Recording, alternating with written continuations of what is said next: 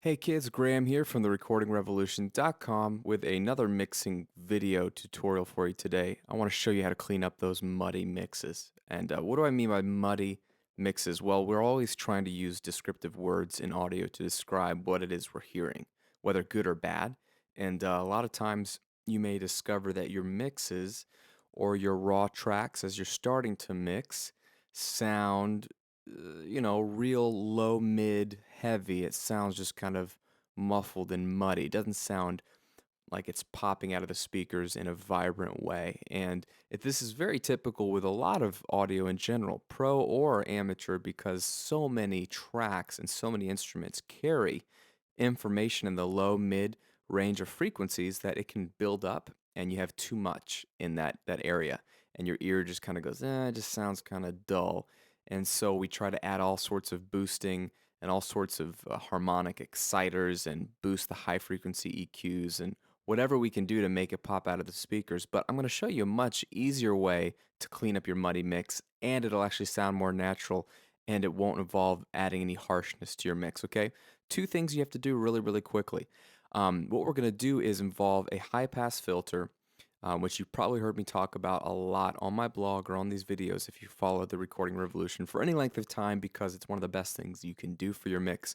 And the other is we're going to look at a very problematic frequency in the low mid range. So all you need to do this, to really clean up a lot of muddy mixes, is a simple one band EQ plugin, or a multi-band EQ, and you can do this on the same plugin. I'm going to show this with two one band EQs to make it really simple to visually see what I'm doing, and then you can apply this any way you see fit. Okay, what I have here are just a few tracks. This is a raw track, so it's been recorded and edited, so it's in time, in tune, ready to be mixed. And what I wanted you to hear was a completely unmixed track, so you can hear some of the low mid building up. So it's building into a chorus here. Take a listen to what this sounds like. The judgment meant for us, and in this death I tremble. My sin a perfect match for every scar, and in this death.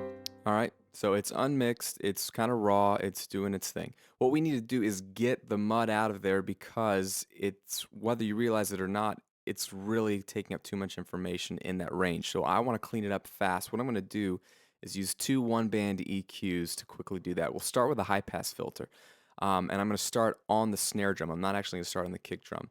Now, what is a high-pass filter? If you're new to this, all it is a one-band EQ that looks like a little cliff.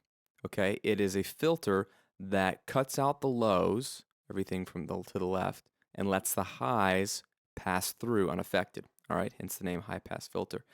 Now, generally, if you're mixing, you want to really listen to each track and see where's the best place to cut this off, meaning you want to roll off or cut out any low end information that you don't normally hear. So on the snare drum, I'll show you a quick example. Here it comes.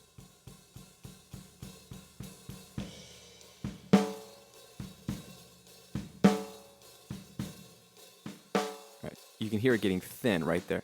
That's too much.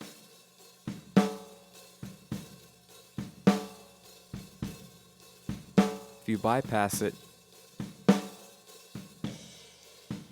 you don't notice a difference.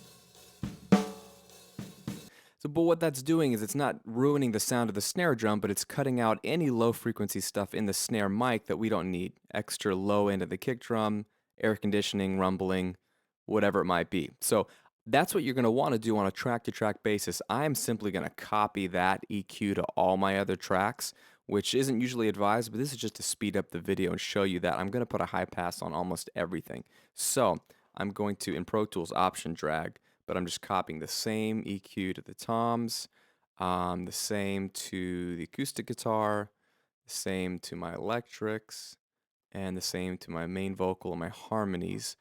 On the overheads, it's a stereo track, so I need to just grab a stereo version of the same high pass, and I'll drag that down to around 117. And I'm going to copy that same stereo high pass to the stereo piano. And I'm not going to put a high pass on the bass guitar or the kick drum for now. So right now I've got a high pass on everything. Let's take a listen.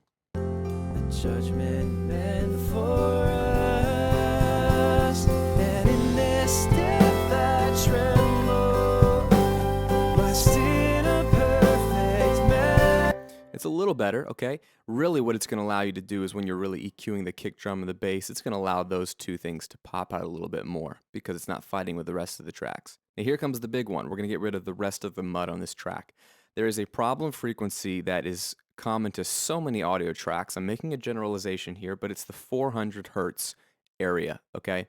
Around 400 hertz, things just usually sound kind of muddy, kind of cardboard. Some instruments, it can be the best frequency, so you'll obviously have to experiment.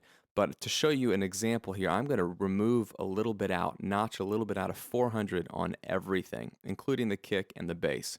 So here we go. I'm going to add another one band EQ just to keep this simple. And I'm going to type in 400. All right. And then I'm going to notch down about 3 dB or so. Okay. I'm going to make the cue a little bit wider. All right. So if you listen to the kick drum,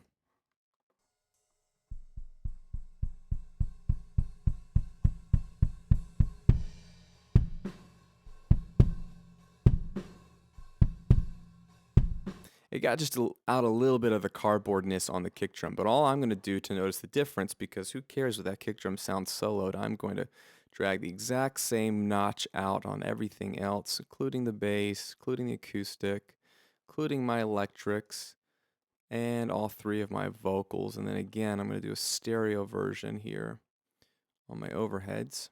Notch out 400, about 3 dB. Now, why am I picking about 3 dB? Well, because 3 dB of a notch should be an audible change, and I like to do as little EQ as possible to make sure I'm making a difference here. And you'll see how that adds up on all these tracks. So I don't want to do anything too drastic. Let's take a listen to what this sounds like, and then I'm going to bypass all of those EQs so you can instantly hear what it used to sound like versus what it sounds like now. The judgment meant for us, and in this death I tremble, my sin a perfect match for every scar. And in this death I remember the rebellion of my heart, but in this death I find my peace in the suffering of one, knowing that these hands and feet prove the saving work is done. You get it? All right. Now it's relatively subtle. It doesn't make my mix all of a sudden mixed, but what that has done, it has cleared up a lot of that low mid mud. My tracks sound a lot clearer, a lot more present, and they don't sound harsh. I didn't add any frequencies. I just took out stuff that's kind of getting in the way. Hope that helps, guys. Again, this is Graham here at therecordingrevolution.com. Keep mixing, keep making music. If you have questions, leave a comment here on the video. Subscribe to the video. Leave a comment on the blog if you're over there, which hopefully you are. That's where you're going to get more tips throughout the week and get access to the newsletter and the ebook. Thanks for tuning in, guys. We'll see you soon.